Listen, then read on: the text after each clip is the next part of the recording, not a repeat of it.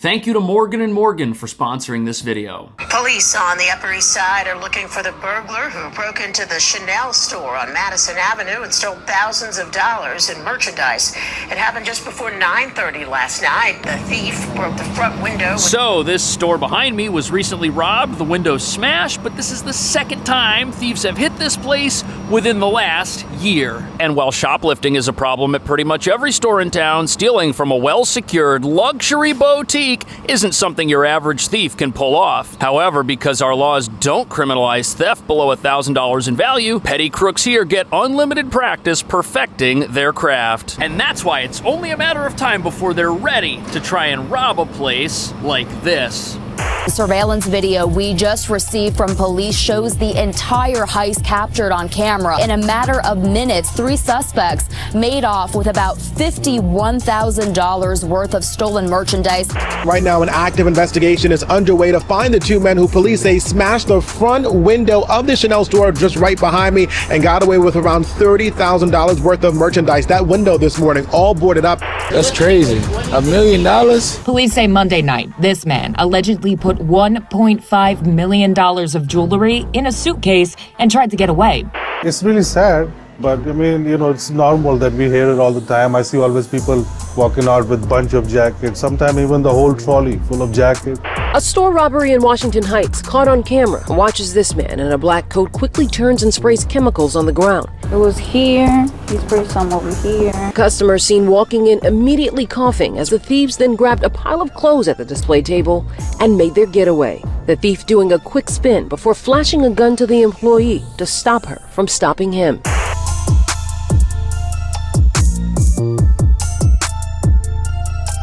So New York's revolving door justice system is essentially a training program that creates hardened career criminals. And what nobody running New York will admit is that everyone should have seen this coming, because we're giving thieves unlimited get-out-of-jail-free cards and they're using them.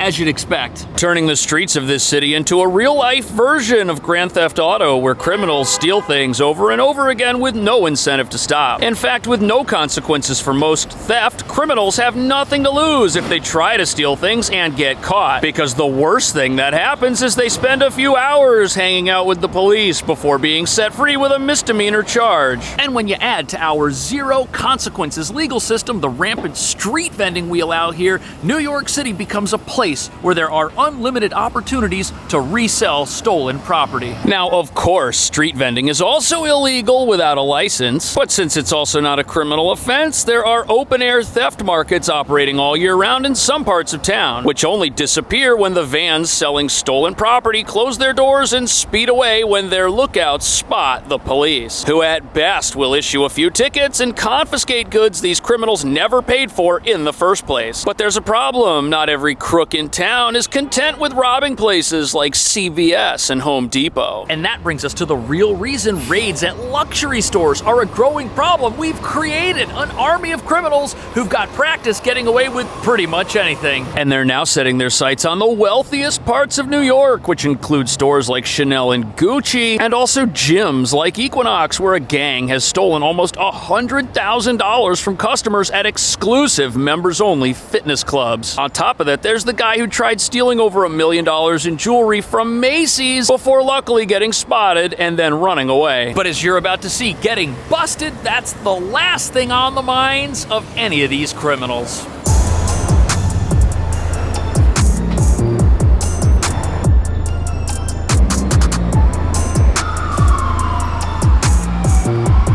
So here we are at the Chanel, which was just robbed. That's the window that the thieves smashed, and you'll notice that in this window right over here, the display cases are now empty, as is the case with a bunch of other stores on the street. It looks like these businesses know that criminals can smash these windows, reach in, and just take what they want and escape with zero consequences, which is exactly what they did right over here for the second time in the last year. The thief broke the front window with an unknown object and grabbed about $12,000 in goods before getting away.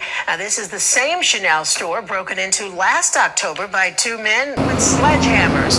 The So the worst thing about these heists is there's absolutely nothing sophisticated about them. These are just smash and grab robberies, old school theft. Which perfectly explains why none of these stores want to risk keeping merchandise near their windows anymore. Unless they've now got full-time security guards, which this Chanel also has. But before we get into the details of who these criminals are, you've got to understand something, which is that these guys are absolutely fearless. These stores have the most sophisticated security cameras you can buy. And the reason some of these larger display cases by windows are empty is because it doesn't make sense to have a few $100,000 sitting right here if criminals can take it and then escape in just minutes without getting caught. Police have absolutely no leads. And to make matters worse, this is the second time this same exact robbery has taken place at this same exact store. Just a few months ago, criminals came here and did the exact same thing. All the damage left behind is just eye-opening. Police were canvassing the area both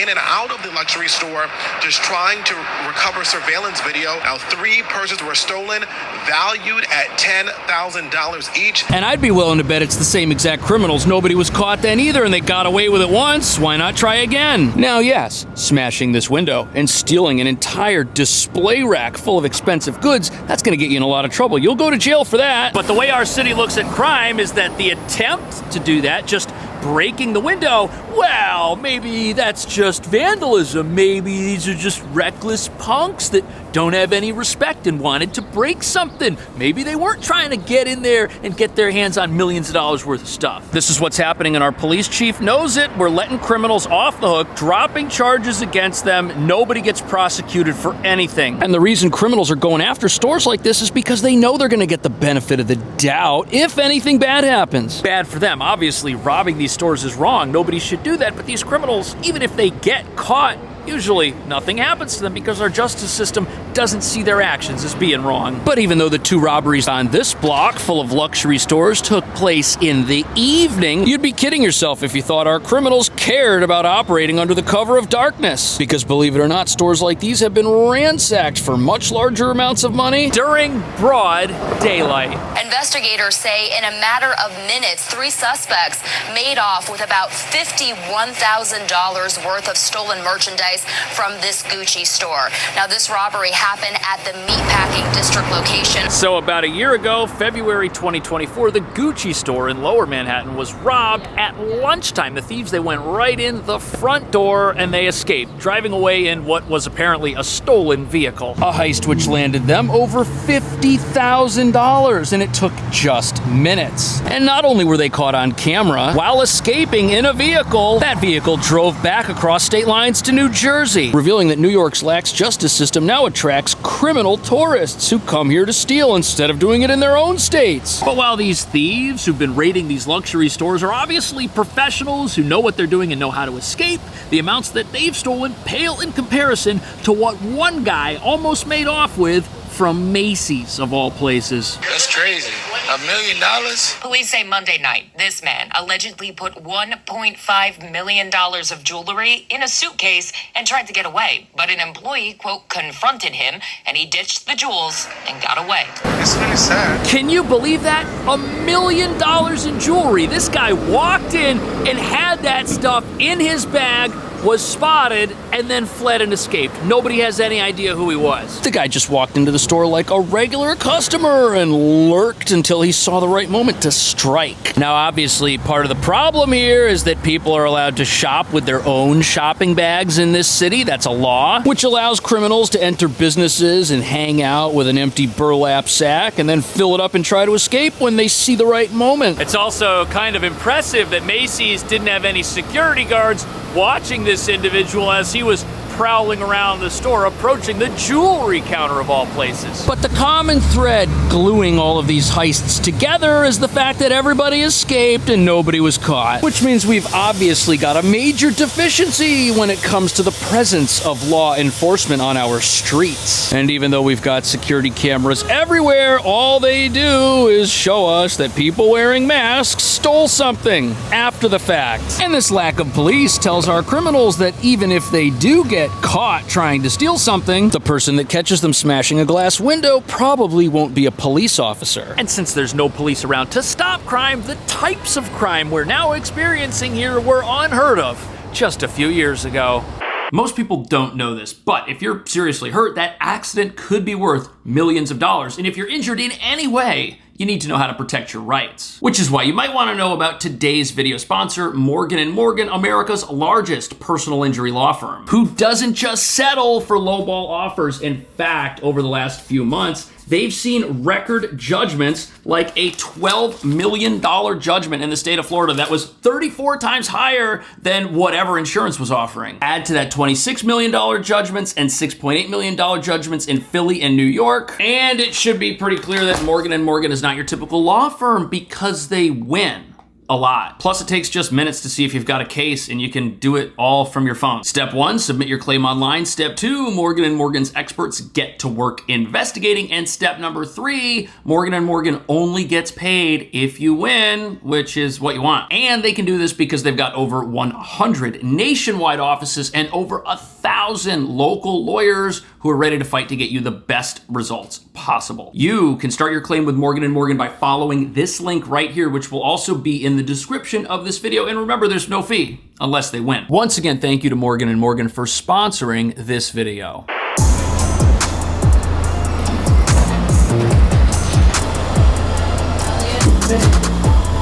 So here we are at an Equinox, and I have no doubt that the water mugs and the man purse displayed in the window here cost way more than they should. But when thieves rob a place like this, that's not actually what they're after. No, the $83,000 stolen by criminals frequenting high-end gyms like this didn't come from the merch being sold here. No, instead that money came from the credit cards and valuables they stole from other patrons of that gym. And part of the reason theft here is such a problem is because since nobody ever gets punished for it, what ends up happening is otherwise law-abiding people get converted into members of the criminal underworld. And this usually happens the moment a crime of opportunity presents itself. It's really sad, but I mean, it's normal that we hear it all the time. I see always people walking out with a bunch of jackets, sometimes even the whole trolley full of jackets. I have seen people here who have city jobs, and have good income and everything, but if they see a merchandise left by mistake on the counter,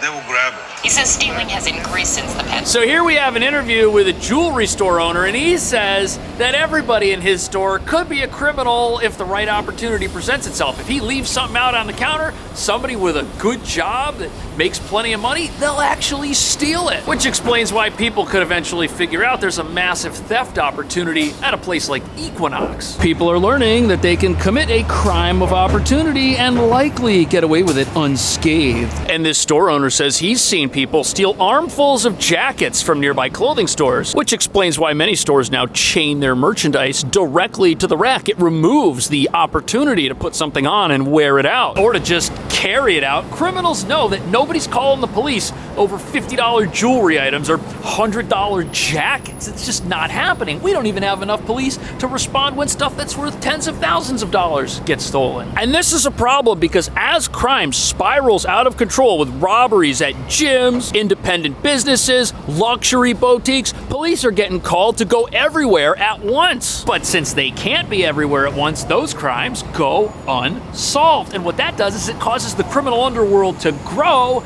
and as the criminal underworld here grows and goes unpunished, that causes our police force to shrink. And the police commissioner is eyes wide open as an exodus of experienced cops continues to plague the NYPD.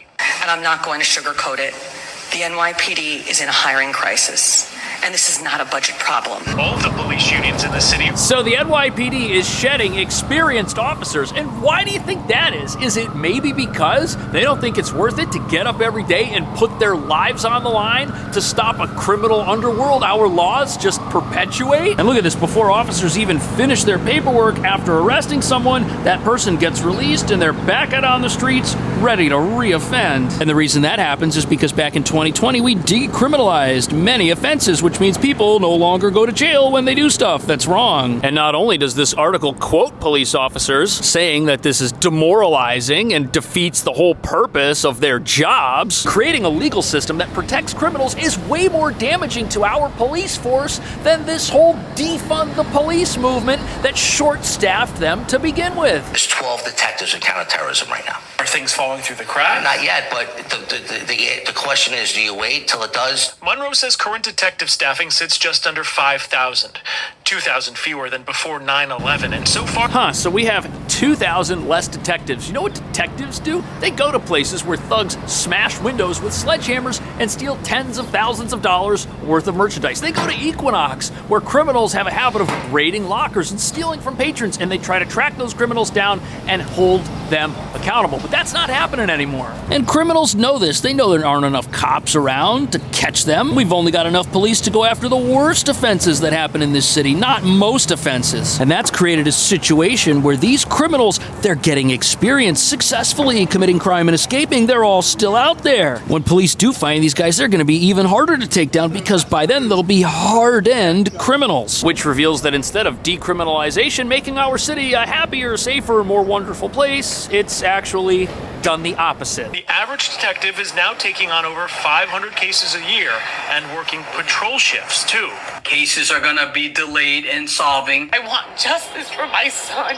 He says the staffing crisis could affect grieving families and average New York. So as you can see, this goes further than theft. There are other crimes that are going unsolved as well. The general public is being deprived of justice. That's what's happening. On top of that, if it takes a long time to train detectives, that's a long time that the general public here is going to be in a lot of danger. Because you can't just go out tomorrow and hire a whole bunch of new police. Yes, you can put people through a police academy, but when those new cops come out, they're not going to have anybody who's experienced to be around and mentor them, show them the ropes, and teach them all the things the academy didn't. It's like any career path. People who are new benefit from the experience of established individuals who really know what's going on, but you're not going to have that anymore with our police force, and what that means is the overall experience level of the force is going to drop, which means we're going to need even more police in the future to keep our city safe. Yet finding them is just going to be even tougher as the criminal underworld here continues to grow, and local laws that hinder police work cause more officers to quit. Is this the kind of system that's going to help New York hire police? The police commissioner said we've got a hiring problem, and it's not related to the amount of money we have to hire people. I personally have a little bit of a problem with that. As you can see here, the starting salary, $54,000 a year. That's not enough to live in this city and enjoy any kind of financial independence. Personally, I think that officers should start at least $70,000 a year in this city, where basic groceries are priced through the roof along with the prices of all the apartments. But between the low pay and the demoralizing anti-police atmosphere they've got to work in, it's no wonder we've got a shortage of cops. What do you think about that? Would more cops stop our stores from getting robbed? Are we creating and training career criminals by not punishing anybody? Let me know. I'll see you in the next video. Thanks for watching.